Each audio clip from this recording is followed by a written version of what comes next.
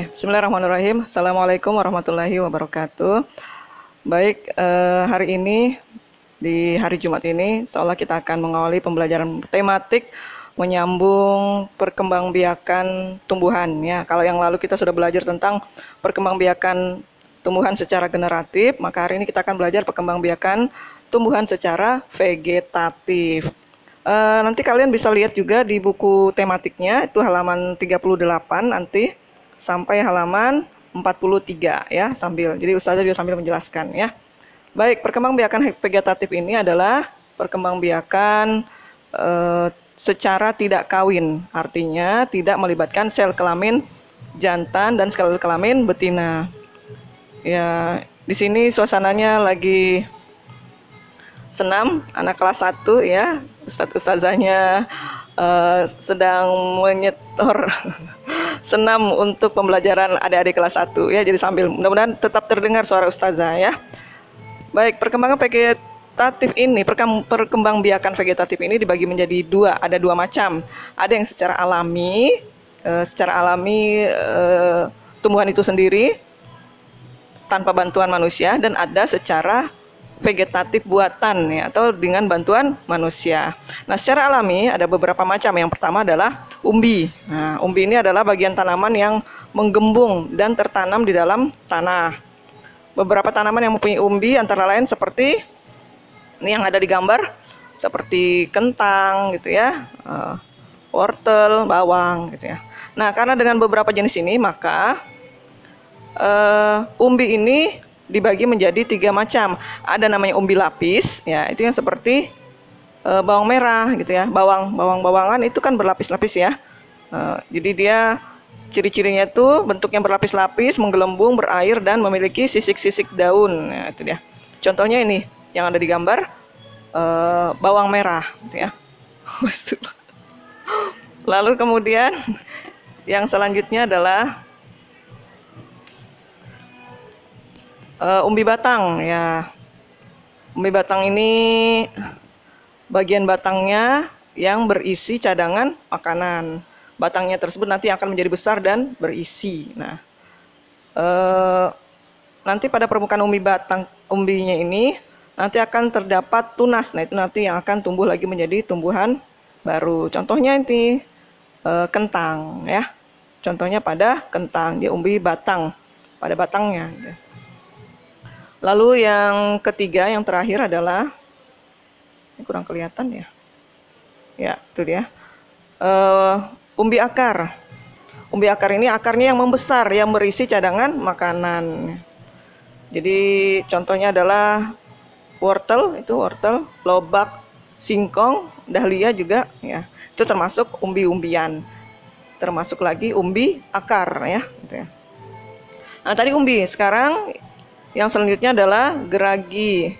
Ya. Geragi ini adalah batang yang merambat di atas atau di bawah tanah, gitu ya. Jadi geragi ini menempel pada tanah, membentuk akar, lalu tumbuh tunas yang baru. Contohnya itu stroberi, pegagan, gitu ya, arbei, semanggi, dan lain sebagainya. Contoh ini, atau rumput teki juga ya. Yang di bawah permukaan tanah contohnya adalah rumput teki. Ini contohnya contoh geragi ya, yang pada gambar ini. Lalu yang ketiga, tadi pertama apa? Umbi. Yang kedua apa? Geragi. Nah, yang ketiga adalah akar tinggal ya. Akarnya tertinggal. Akar tinggal ini maksudnya batang yang terdapat di dalam tanah. Dari batang ini nanti tumbuh mendatar seperti akar gitu ya. Nah, akarnya ini yang disebut dengan rizoma. Jadi kadang akar tinggal ini disebut juga dengan rizoma. Dari batangnya ini berruas-ruas ya. Nanti tumbuh mendatar, lalu di setiap ruasnya ini akan tumbuh akar. Nah, tunasnya ini nanti akan menjadi tumbuhan baru. Contohnya ini yang ada di gambar nih ya. Apa itu? Jahe atau kunyit ya, mirip. Intinya contohnya itu ya seperti jahe, kunyit, temulawak, kencur, lengkuas, dan lain sebagainya. Itu termasuk rizoma atau akar tinggal ya. Sudah berapa? 3. Yang keempat adalah spora. Nah, spora ini Coba perhatikan gambar ini. Nah, itu dia ya. Ya, contoh spora. Contoh spora ini adalah tumbuhan paku-pakuan gitu ya. Di belakang daun itu biasanya ada bagian-bagian bulat. Nah, itu dia. Jadi itu disebut sebagai kotak spora. Nanti di kotak spora ini adalah alat perkembangbiakannya. Nanti dari situ kalau jika sporanya sudah matang, maka akan pecah menjadi butiran-butiran dan sporanya ini akan bertebangan. Sporanya jatuh di tempat yang sesuai akan menjadi tumbuhan yang baru. Contoh spora ini adalah tumbuhan paku seperti yang digambar, lumut, dan jamur ya.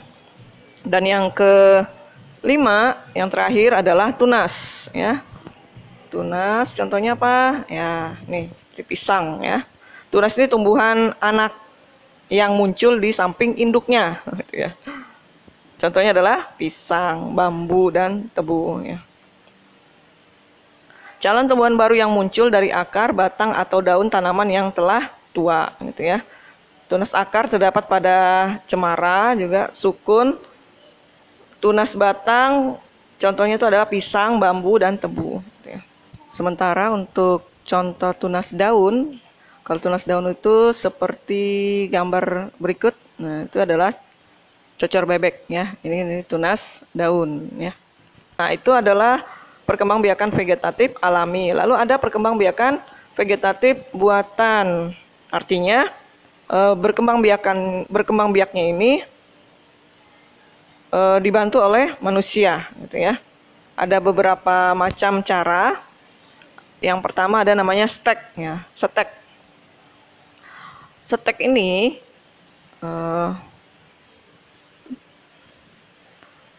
adalah perkembangbiakan dengan cara menanam potongan atau bagian dari tumbuhan gitu ya. Misalnya batang gitu ya, atau tangkai atau daun ditanam tumbuh. Nah, gitu dia. Dipotong. Misalnya batangnya dipotong, tangkainya dipotong, ditanam tumbuh. Daunnya langsung ditanam tumbuh. Nah, gitu. Walaupun tidak semua tumbuhan bisa di-stek gitu ya. Contoh yang bisa di-stek adalah singkong, mawar gitu ya. Ini contohnya tuh, misalnya ini singkong. Ini batangnya dipotong-potong, bagian-bagiannya lalu ditanam di tanah, lalu itu nanti yang akan tumbuh menjadi tanaman baru, singkong yang baru. Yang kedua adalah cangkok. Cangkok ini tujuannya adalah untuk mendapatkan tanaman baru yang memiliki sifat sama persis dengan sebelumnya, seperti induknya gitu ya. Dan jenis tumbuhan yang bisa dicangkok ini adalah tumbuhan berkayu. Contohnya mangga, jeruk, jambu gitu ya. Nah, ini contohnya. Bagaimana caranya? Pertama kita pilih dulu tangkai atau dahan yang cocok dicangkok. Yang mana yang cocok? Yang cocok itu adalah yang sudah tua ya. Sudah cukup tua. Dilihat dari warnanya gitu ya. Dari saya perbaiki dulu. Ya. Dilihat dari warnanya dan ukurannya. Kalau sudah dirasa tumbuhan ini sudah cukup tua, maka itulah yang akan dicangkok. Tempat ininya, batangnya itu nanti akan dicangkok. Kalau sudah dipilih, kemudian dikupas kulitnya dan kambiumnya. Itu seperti pada contoh itu ya. Lalu kemudian setelah dikupas, ditutupi bagian yang dikupas itu dengan tanah yang dibungkus plastik ya, atau sabut kelapa gitu ya. Ini yang di gambar 4 itu ya. Yang di gambar 4 itu sudah ditutupi dengan tanah gitu ya, supaya dia tetap lembab ya. Nanti setelah tumbuh akar pada cangkokannya, dipotong, lalu ditanam tangkai tersebut atau batang tersebut ke tanah gitu ya. Nanti itu akan tumbuh menjadi pohon yang baru gitu ya. Cuman mungkin kekurangannya adalah tanaman cangkok ini akarnya akar serabut, sehingga jika sudah cukup besar dia harus ditopang karena tidak kuat ya. Itu cangkok. Tadi yang pertama apa? Stek, yang kedua cangkok, yang ketiga adalah tempel. Nah, tempel ini gambarnya. atau biasa disebut dengan okulasi ya, yaitu menggabungkan mata tunas suatu tumbuhan pada batang tumbuhan lain. Tumbuhan yang akan ditempeli ini harus kuat ya. Tujuannya adalah menggabungkan dua tumbuhan yang berbeda sifatnya. Nantinya akan dihasilkan tumbuhan yang memiliki jenis kedua sifat itu yang tadi ditempel gitu ya. Ini dua jenis buah dan bunga atau bunga yang berbeda sifat gitu ya.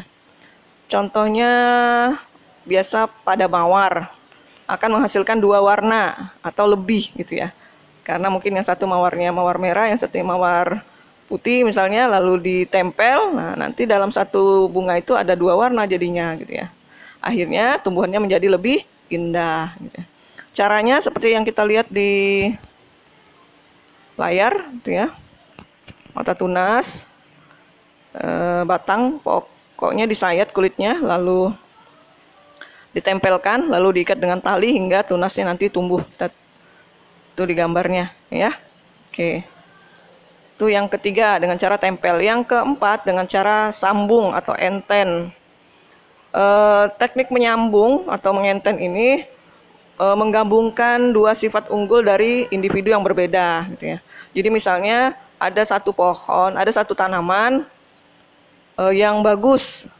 Ada satu tanaman lagi yang bagus. Digabung supaya tanaman baru ini akan menjadi sangat-sangat bagus, nah, gitu ya. Kalau di sini misalnya untuk menyokong tumbuhan dibutuhkan jenis tumbuhan yang memiliki akar kuat. Sementara untuk menghasilkan buah atau daun atau bunga yang banyak dibutuhkan tumbuhan yang memiliki produktivitas yang tinggi. Maka ya ini maksudnya ini satu, ada tanaman yang akarnya kuat. Ada tanaman lagi yang banyak cepat sekali tumbuh buahnya. Ini digabungkan gitu, sehingga menghasilkan tumbuhan yang akarnya kuat dan buahnya berbuah cepat, berbuah banyak. Nah, gitu ya. Contohnya adalah tumbuhannya ini adalah tumbuhan keluarga. Contohnya tomat, terong gitu ya, bisa. Oh ya, gambarnya ini ya. Ini batang bisa diperhatikan ya, lalu disambung, lalu kemudian diikat gitu ya. Nah, seperti itu. Mirip-mirip dengan tempel, cuma kalau tempel ya menempel, ini disambung gitu. Jadi menyambung dia nantinya gitu ya. Yang di bawah itu akarnya yang kuat, misalnya contoh tanaman yang akarnya kuat, yang di atas itu misalnya contohnya adalah yang berbuah banyak atau cepat gitu ya. Yang kelima, tadi sudah berapa? Sudah 4 ya. Yang pertama adalah stek, yang kedua adalah cangkok, yang ketiga adalah tempel, yang keempat adalah sambung atau enten. Nah, yang kelima adalah runduk. Ini proses menimbung batang tumbuhan ke dalam tanah. Contohnya ini. Nah, tuh. Dikasih merunduk. Akhirnya tumbuhan ini yang ditimbun di dalam tanah itu nanti tumbuh menjadi tanaman yang baru gitu ya. Ada akarnya sendiri, akhirnya tumbuh menjadi tanaman yang baru. Bisa dilihat di situ ya. Jadi batang tumbuhan yang akan dikembangkan dirundukkan. Lalu ditimbun tanah, lalu kemudian jika telah tumbuh akar akarnya baru dipotong. Kalau sudah ada akarnya kemudian dipotong gitu ya. Jadi ini dengan cara merunduk gitu ya, merunduk. Contohnya adalah apel, tebu, stroberi, melati, itu bisa dengan cara runduk gitu ya, dengan cara runduk. Nah, yang ke 5 tadi, 6, yang keenam adalah kultur jaringan. Nah, kultur jaringan ini adalah perkembangbiakan tumbuhan dengan menanam jaringan tumbuhan di tempat dan media yang khusus. Dengan kultur jaringan dihasilkan hanya dari suatu bagian akar atau bagian lainnya. Ya perlu ruangan khusus gitu ya. Perkembangbiakannya ini lebih terkontrol dan lebih cepat. Tumbuhan baru yang dihasilkan itu sama dengan induknya, tidak menimbulkan dampak negatif bagi lingkungan. Jadi lebih ini ya, dia pakai teknologi lah seperti ya, dengan teknologi yang khusus gitu ya. Cukup mungkin sebagai pengetahuan kalian ya. Jadi itu.